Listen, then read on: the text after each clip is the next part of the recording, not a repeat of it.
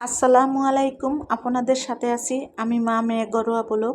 আজকে একটা রেসিপি নিয়ে এসেছি। রেসিপিটা হলো চিংড়ি মাছ দিয়ে টমেটোর একটা রেসিপি। আর এরকম আমার বন্ধুরা একবার হলো ট্রাই করবেন যে আমি যেভাবে চিংড়ি মাছ দিয়ে টমেটো দিয়ে রেসিপি বানাইতেছি। এই রেসিপিটা যদি না খান তাহলে মিস করবেন। যতই সম্ভব হয়, যত তাড়াতাড়ি হয় এভাবে করে আমার ভিডিওটা দেখে এই রেসিপিটা বানিয়ে নেন। দেখেন চিংড়ি মাছটা হলুদ দিয়ে লবণ দিয়ে অনতবরণ নেড়ে চেড়ে ভেজে নিলাম। তারপর টমেটোটা আমি দিয়ে দিলাম। টমেটোটা এক ফোঁটা পানিরও প্রয়োজন হবে না, পানি দিলে খেতে ভালো লাগবে না। আর সাথে কাঁচামরিচের ফালি দিচ্ছি, আবার আস্ত কাঁচামরিচ দিচ্ছি। কাঁচামরিচটা ভাতের সাথে চাবায়ে খাইবেন, খাওয়ার পরে দেখবেন যে এত মজা এত মজা।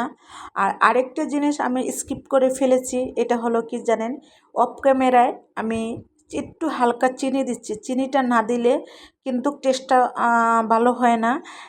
টেস্টটা ভালো হবে চিনিটা দিলে।